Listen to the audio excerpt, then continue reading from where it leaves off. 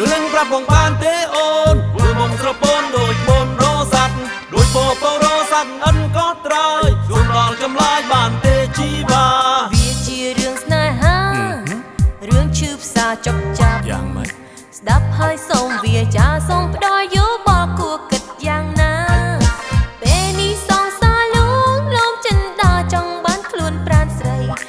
មិនអាចទៅរួចទេថ្លៃសូមផ្ដាច់និស្ស័យស្នេហាអត់ជាត្រឹមត្រូវយោយោអតោះយោយោអត់ចាំខ្ញុំទុំអូមិនជឿទេបំបែកស្នេហាអូនទេជីវ៉ាបើត្រឹមជាសងសាមានន័យថាជាការស្វែងយល់ចិត្តខ្លាំគ្នាត្រូវទេមេត្តាស្រដីអរគុណណាស់នួនល្អអូខេសំដីបងការពិតអរគុណស្រឡាញ់គ្នាត្រឹមជាសងសាជាស្នេហាចិត្តនឹងចិត្តគង់មានគុំនិតលួងលោប្រឡងប្រឡាយនេបនិតប្រព្រឹត្តក្នុងបែងតណ្ហានាំមានបញ្ហាដល់ខ្លួនត្រឹមត្រូវខកចិត្តហើយកាយាមិនបានដូចបំណងបំផ្លេចគ្រឿងកន្លងសុំតោផងវាស្គួនចាប់គ្នាត្រឹមនេះចង់ណាប្រុសស្រស់នឹមនួនអូនសុំចិត្តដកខ្លួនរកអ្នកផ្សេងចោះបង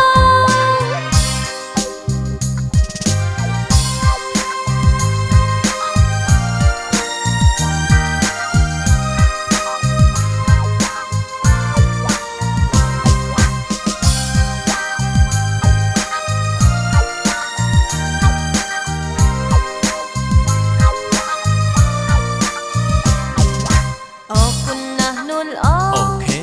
សំដីបងការពិតអរគុណស្រឡាញ់គ្នាត្រឹមជាសងសាជាស្នេហាចិត្តនឹងចិត្ត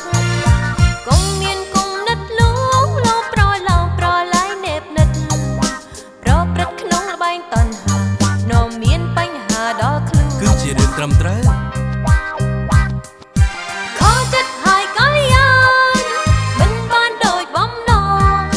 បំផ្លេចគ្រឿងកន្លងសុំទោសផងមានស្ងួនចាប់គ្នាត្រឹមនេះចង់ណាប្រុសស្រស់នឹមនួនអូនសុំចិត្តដកខ្លួនរកអ្នកផ្សេងចោលបងមិនគូត្រូវគិតទៅបានល្អប្រពៃព្រោះខ្លួនជាស្រីត្រូវគិតពិចារណាត្រូវចេះលើកស្ទួយកិត្តិយសគ្រួសារបើមានបញ្ហាយើងមិនសូវសោកស្ដាយយុវវ័យអនាគតវែងឆ្ងាយគុំសប្បាយភ្លើតភ្លើននិងភ្លើងស្នេហាទោះជារឿងធម្មតារបស់ធម្មជាតិបើសិនភ្លាត់ស្ងៀមស្រកទឹកភ្នែកមិនខាន